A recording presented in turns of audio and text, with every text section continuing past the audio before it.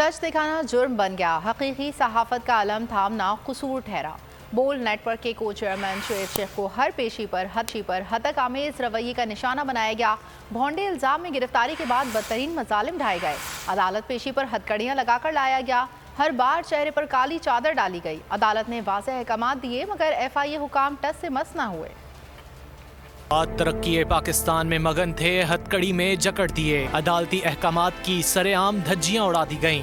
उम्मीद पाकिस्तान का चेहरा काली चादर में छुपा दिया। पहले भोंडे इल्जाम में गिरफ्तारी, फिर इंसानी हुकूक की बार बार पामाली। बोल न्यूज के को चेयरमैन शुएब शेख को हर पेशी पर हतक आमेज रवैये का निशाना बनाया गया। जुमा 10 मार्च शुएब शेख को पहली बार अदालत लाया गया।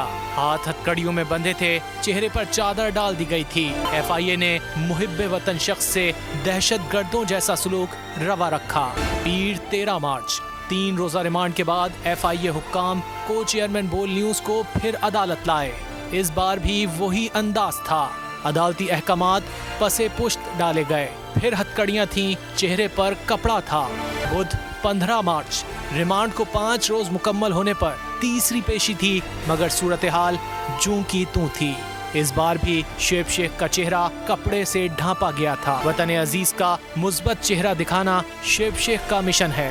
हकीकी सहाफत का अलम बुलंद रखना उनका अज़्म है। को चेयरमैन बोल न्यूज ने माजी में भी नारवा सलूक का सामना किया। तौहीन, तजलील और तज़हीक के लिए क्या क्या ओछे हथकंडे इख्तियार किए गए, मगर कोई जुल्म, कोई जबर शुएब शेख के अज़्म को मुतज़लज़ल ना कर सका। ना पहले झुके थे, ना अब झुकेंगे। हकीकी सहाफत का अलम बुलंद करते रहेंगे।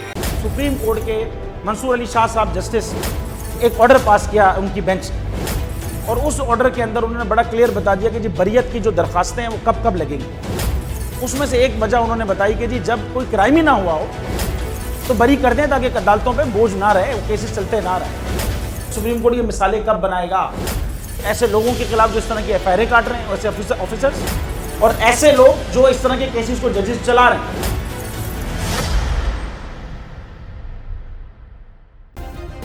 सब्सक्राइब करें और बेल दबाएं ताकि कोई खबर रह न जाए।